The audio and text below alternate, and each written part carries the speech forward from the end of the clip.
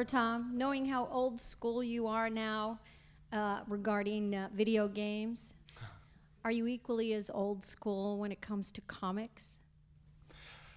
Well, it's funny because in the UK, I grew up on these UK comics called the Beano and the Dandy, and the most people's access to Marvel and DC is a later one, and it's through kind of cartoons and trading cards, I guess. But in terms of comics, the thing is, I was introduced to American comics really through the movies. It was Christopher Reeve's Superman was the first superhero I'd ever conceived of when I saw the movie when I was 6 or something, and I loved it.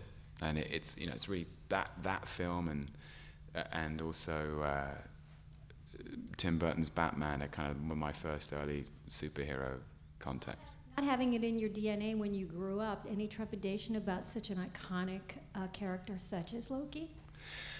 I never get afraid of things, only get excited.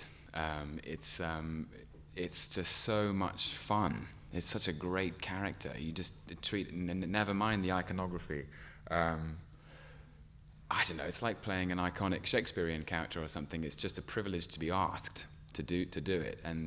And with a character like Loki, he's got such a level of complexity and so many layers to him, so many things to explore, especially when he is as well written as he was in this film by Joss. I mean, when I read it, I couldn't believe my luck.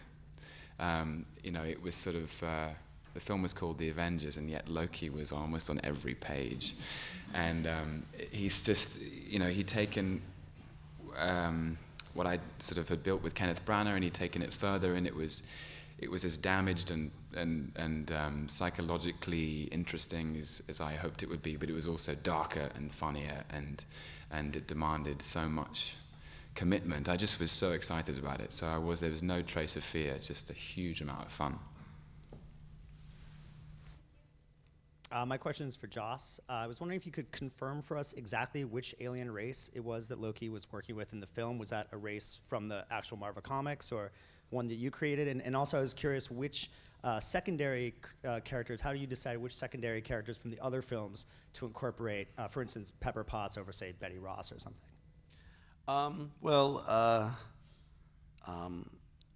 The alien race are the Chitauri, and or a version of them, because they are not one of the key races and they don't have a story to history, and really, that wasn't the point. I know this debate will go on long after I'm dead, so I'll just say it was the Kree-Skrull race and really make everybody angry.